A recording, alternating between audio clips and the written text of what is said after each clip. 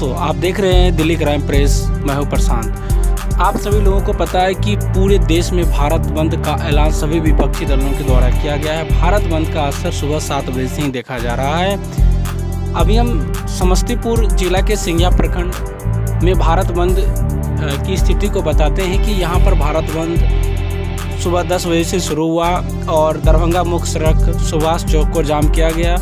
कुशेश्वर स्थान मुख्य सड़क कलाली चौक को जाम किया गया। इसी तरह हम किसान जो पुलिस अधिनियम पारित हुआ, किसान अधिनियम पारित हुआ, इस सारे चीज़ों के बारे में जानकारी लोगों को शुरू से ही है। हम यहाँ जानते हैं कि बिहार सशस्त्र पुलिस अधिनियम जो पारित हुआ है, उस पुलिस अधिनियम के बारे में लोग क्या कहते हैं हम जानते हैं। संजीव कुमार शंभू से क्या बताते हैं। आज पूरे देश में भारत बंद का ऐलान किया गया है। 23 मार्च जो शहीद दिवस के नाम पर पूरे देश में मनाया जाता है, कहा जाता है कि यह दिन बिहार विधानसभा में काला दिवस के रूप में मनाया जाता है और मनाया हर साल जाएगा। इसके बारे में आप क्या बताना चाहते हैं? ये सबसे बड़ी बात है कि बिहार सरकार ने नया विशेष सशस्त्र पुलिस विधेयक लेकर आई, जिसका तमाम विपक्षी जो दल हैं उस कानून का विरोध कर रहे थे कि यह काला कानून है।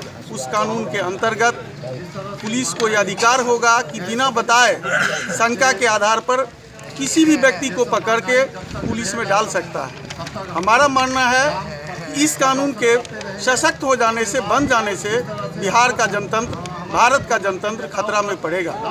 और बिहार में पहली बार विधानसभा के अंदर विशेष पुलिस बल को घुसा करके नीतीश कुमार की सरकार के आदेश पर माननीय विधायकों को, विपक्ष के विधायकों को पीटा गया।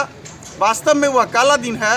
विधायक केवल व्यक्ति नहीं होता है, वह एक आसन होता है और जनतंत्र में जनता का प्रहरी होता है, जहां से प्रोविंस के लिए कानून बनाया जाता है। और जब कानून बनाने वाला सुरक्षित नहीं है, आप जानते हैं कि शासन निकाय में न्यायपालिका सर्वोच्च होता है, फिर विधायिका होता है, फिर कार्यपालिका होता है। लेकिन शंभू जी, एक बात बिहार सरकार के द्वारा बताई जा रही है कि यह कानून जो बिहार सशस्त्र पुलिस अधिनियम आया है, यह तो अपराधों पर अंकुश लगाने के लिए तैयार है। फिर विपक्षों में इस प्रकार की हंगामे क्यों चल रही है? पहले से जो कानून बना हुआ है बाबा साहेब भीमराव अम्बेडकर के द्वारा, उसमें बहुत सारे आईपीसी और सीआरपीसी के धारा हैं, जिसके अंतर्गत बहुत सारा बल पुलिस को मिला हुआ है, जिसको ये सरकार कंट्रोल नहीं कर पा रही, जिसको इम्प्लीमेंट नहीं कर पा रही। आपने देखा पिछले दिनों सीतामढ़ी के अंदर एक दलित दरोगा की हत्या हो जाती है और वह शराब माफिया जदयू के नेता के घर पर बैठा होता है। आज जितना गुंडागर्दी होता है वो शासन पोषित गुंडागर्दी है, शासक पोषक गुंडागर्दी है। ये तो केवल विपक्ष की आवाज़ को दबाने के लिए, जनतंत्र को अपने कब्जा में करने के लिए, नाजीवाद को लाने के लिए, फांसीवाद को लाने के लिए यह कानून लाया गया है। आप कानून के मसविदे को पढ़िए, उसमें क्या लिखा है कि पुलिस को यह अधिकार होगा कि किसी पर अगर शंका है कि वह शांति भंग कर सकता है, बिना बताए, बिना न्यायालय के नोटिस दिए वह किसी के घर पर छापा मार सकता है, किसी को नज़रबंद कर सकता है, किसी को उठा सकता है। इससे अपराध का बहुत बड़ा ये नहीं है, मतलब नहीं है।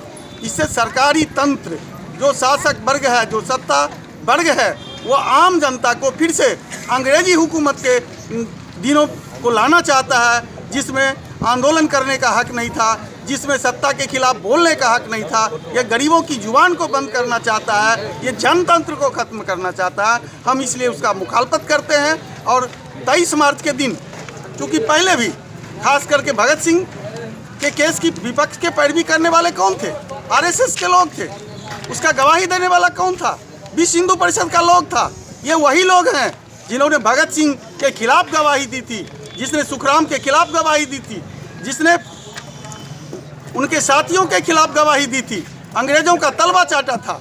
और आज फिर से अंग्रेजी हुकूमत को लाना चाहता है, अंग्रेजी शासन को लाना चाहता है, जिसमें जो समानता का अधिकार है, जो अभिव्यक्ति की आज़ादी है, उसको अंकुश करना चाहता है। और जन आंदोलनों को दबाने के लिए यह काला कानून लाया है। निश्चित तौर पर प्रत्येक 23 मार्च के दिन बिहार के इतिहास में जो काला अध्याय नीतीश कुमार ने लिखा है, वह काला दिवस के रूप में 23 मार्च मनाया जाए।